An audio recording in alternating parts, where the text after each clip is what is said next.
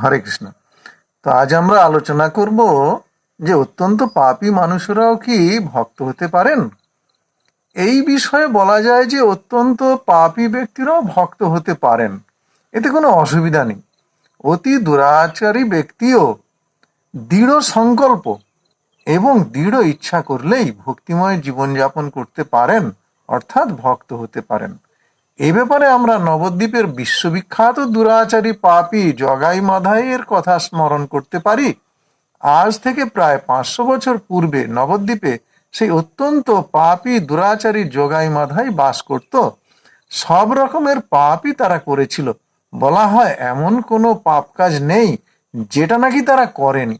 তারা সব রকম পাপ কর্মে সিদ্ধহস্ত ছিল, কিন্তু পরম করুণাময় পতিত পাবন শ্রী শ্রী গৌর নিত্যানন্দের কৃপায় তারাও ভক্তি জীবন পেয়ে ধন্য হয়েছিলেন। শ্রীমন মহাপ্রভু তাদের নির্দেশ দিয়েছিলেন, তোমরা আজ থেকে হরিনাম জপ কীর্তন করো আর সমস্ত পাপ আচার পরিত্যাগ করো।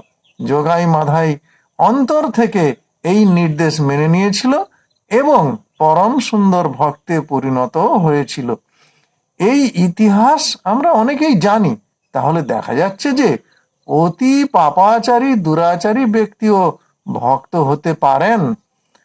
পাপী তাপী যত ছিল হরিনামে উদ্ধারিল, তার সাক্ষী জগাই মাধাই। জয় শ্রীমন মহাপ্রভুর জয়। হরে কৃষ্ণ কৃষ্ণ কৃষ্ণ হরে হরে, হরে রাম রাম রাম হরে হরে।